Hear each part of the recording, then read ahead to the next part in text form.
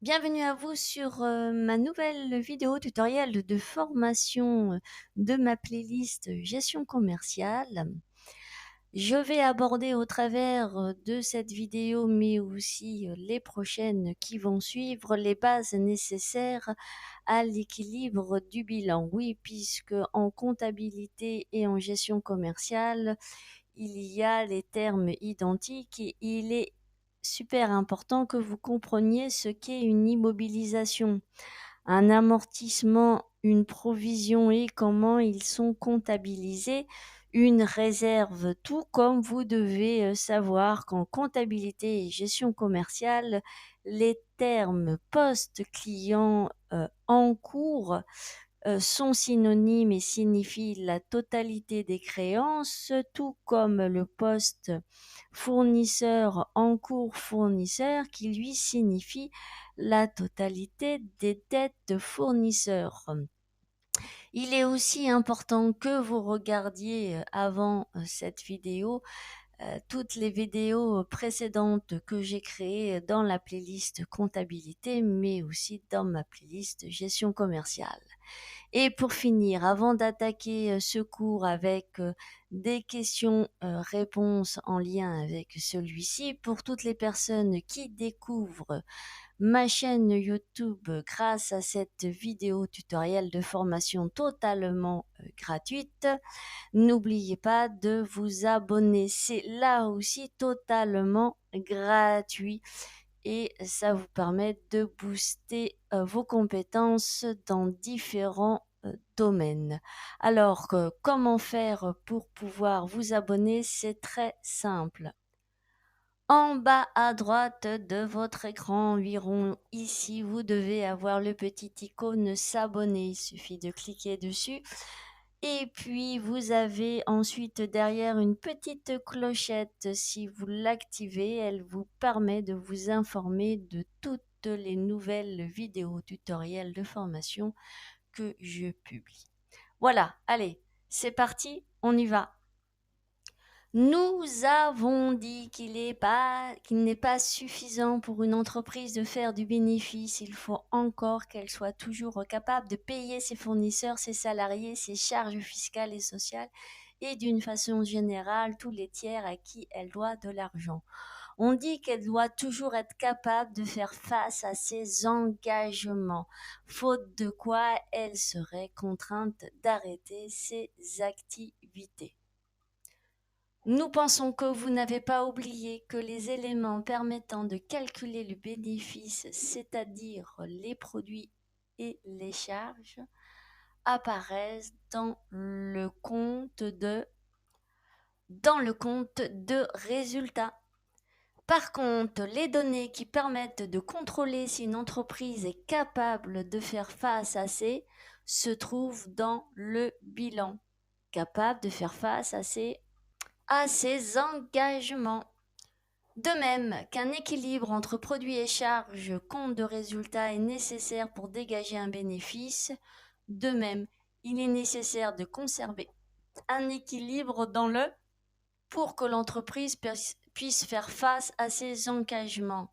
Un équilibre dans le bilan. Pour bien comprendre ce qui se passe dans le bilan, nous allons observer la création et la vie de la société GHI qui est fondée pour vendre des produits d'entretien aux entreprises et aux collectivités. Le dirigeant de cette société sait qu'avant de commencer ses ventes, il va devoir acheter le matériel nécessaire à l'exercice de son commerce, c'est-à-dire des meubles de stockage d'une valeur de 2000 euros, des meubles de bureau d'une valeur de 1000 euros, une camionnette de livraison d'une valeur de 5000 euros. S'agissant d'une nouvelle société, elle va devoir payer ce matériel comptant, soit au total 8000 euros. Pour créer cette entreprise, il faut donc lui apporter de l'argent. On dit qu'on lui apporte un financement.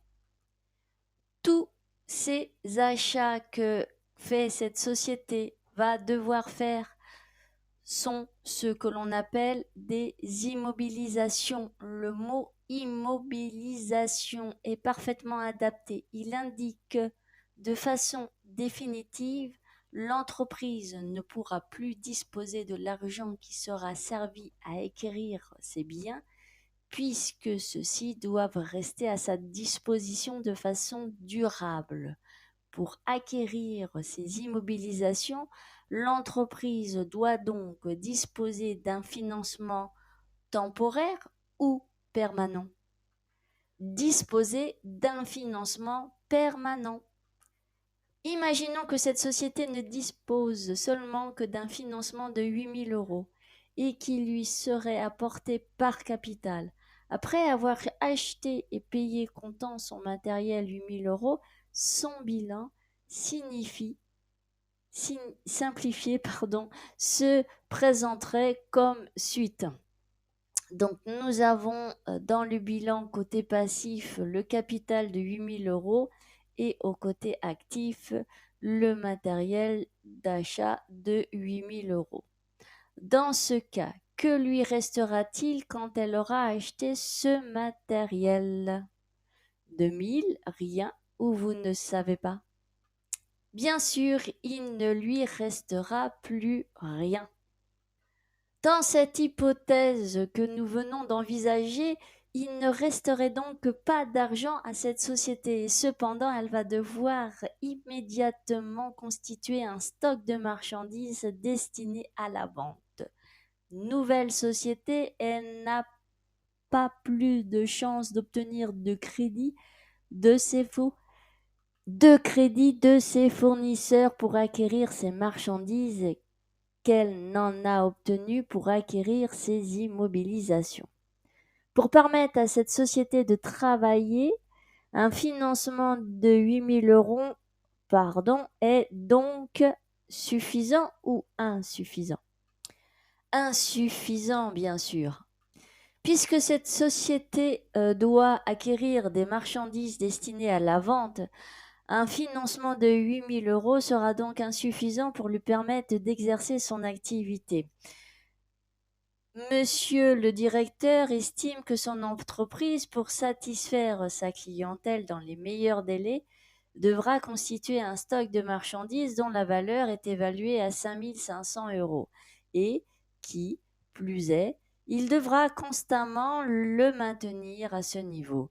Pour constituer et maintenir ce stock, il lui faut donc disposer d'un financement permanent supérieur de 5 500 €. À ce stade, la réflexion du directeur conclut donc que son entreprise devra disposer d'un financement permanent d'au moins de 13 500, soit l'addition des 8 000 € plus des 5 500 €. Ce directeur sait par ailleurs que très rapidement il pourra obtenir un certain crédit pour ses achats, partant du chiffre d'affaires qu'il espère réaliser.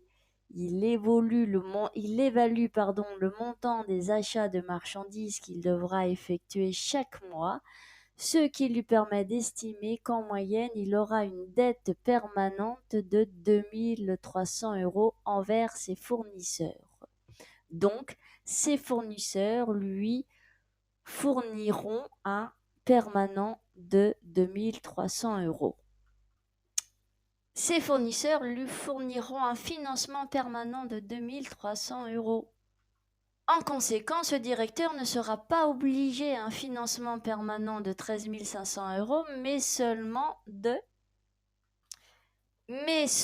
de 11 200 € qui correspond aux 13 500 € moins les 2 300 €.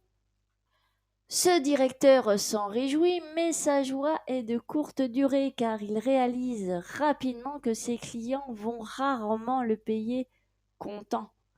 En fonction du chiffre d'affaires espéré, un rapide calcul l'amène à estimer qu'en moyenne, ses clients lui devront en permanence environ 4 000 €. Il se rend compte que ces 4 000 € total des créances sur ses clients nécessiteront obligatoirement eux aussi un financement permanent puisque le total de ces créances sera comptant. Donc, Cette société ne pourra pas se contenter d'un financement permanent de 11 200 euros, elle devra disposer d'un financement de de 15 200 euros qui correspond aux 11 200 euros plus les 4 000 euros. Au travers de ce cas, nous venons d'apprendre que dans une entreprise, il faut financer de façon permanente les immobilisations, les stocks, les créances sur les clients. Une partie de ce financement est assurée par le crédit des fournisseurs. Pour cette société, nous pouvons schématiser toutes ces données de la façon suivante avec dans le bilan à l'actif les immobilisations pour 8 000 euros, les stocks de 5 500 euros, les créances en cours clients de 4 000 euros, avec au passif du bilan les capitaux permanents de 15 200 euros et les encours dettes fournisseurs de 2 300 euros.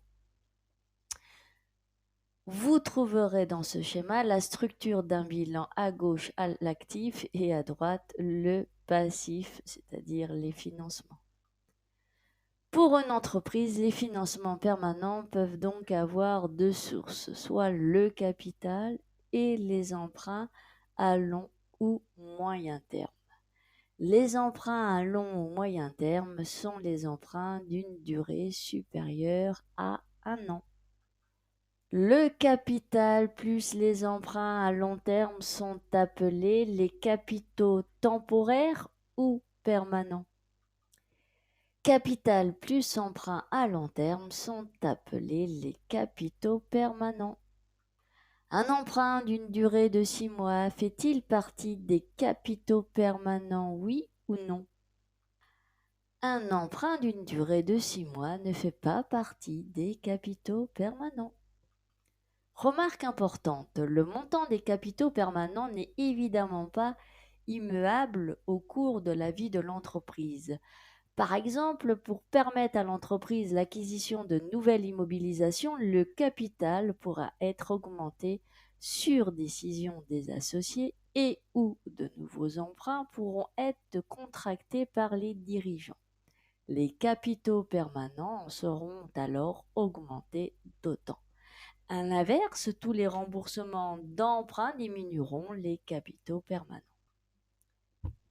Cette vidéo tutoriel de formation est terminée. J'espère que vous avez appris beaucoup de choses au travers de celle-ci. À suivre toujours dans l'équilibre du bilan dans la playlist gestion commerciale, les bases nécessaires. Nous aborderons ensemble le fond de roulement. Voilà, je vous dis donc à très bientôt pour une nouvelle tutoriel de formation. Ciao, ciao!